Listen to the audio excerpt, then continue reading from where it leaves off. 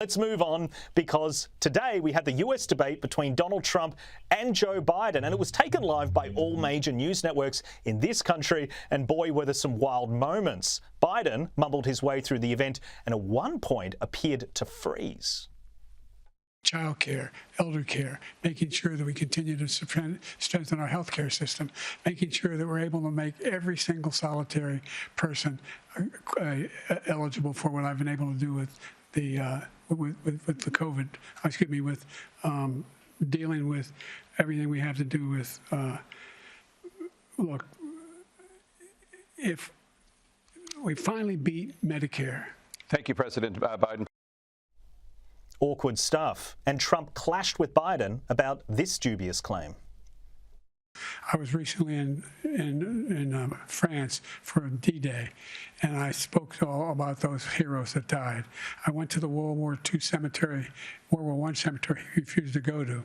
He was standing with his 4-star general, and he told me, he said, I don't want to go in there because they're a bunch of losers and suckers. My son was not a loser, was not a sucker. You're the sucker. You're the loser. President Trump?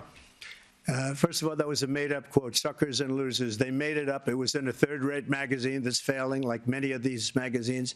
He made that up. He put it in commercials. We've notified him. We had 19 people that said I didn't say it. And think of this.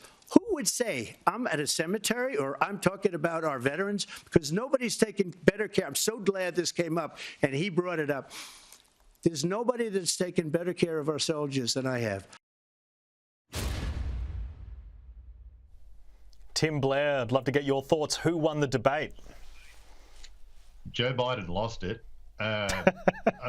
It was extraordinary to watch, because we've been told recently by Biden's campaigners and by various supporters in the media that behind closed doors, Joe Biden is this whip-smart operator who just, he's on top of every brief. He's faster than even the youngest intern in summing up details and issuing commands and being so precise. But then you see him. Then you see this shambling wreck of a man who, as you said, froze. And also, I think the really damaging, one of the indicators of how damaging this performance was that even while it was underway, the Biden campaign was telling the media, oh, he's had a cold. He's got a really bad cold. They were doing that during the debate. Yeah, right, like a cold's going to explain all that. Let me just read one line from the New York Post. Oh, sorry, the New York Times. Big Biden supporters at the New York Times. This is from a guy called Patrick Healy, their deputy opinion editor. 30 minutes into the presidential debate, I've heard from 3 veteran Democrat presidential campaign officials, and all of them had the same reaction to President Biden's performance. This is a disaster. Sophie, on that point, just last week on this show, we were talking about this whole issue of cheap fakes that Jean-Pierre, the White House spokesperson, has been trying to push, where newsrooms who are running these moments of Joe Biden freezing are apparently involved in some kind of distribution of fake news. I think this debate has shown that those fears are very real. The phrase cheap fake is ridiculous. What did you make of the freezing and of the reaction to it?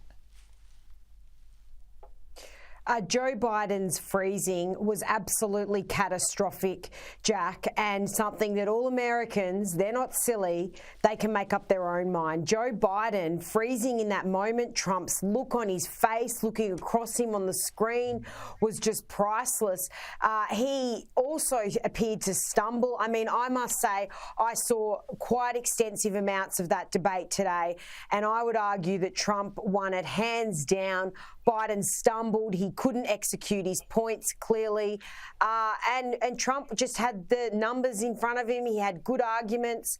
And I think this is going to be incredibly interesting the next 5 months to see what happens. But this has got to put Trump in pretty good shape coming out of today's debate.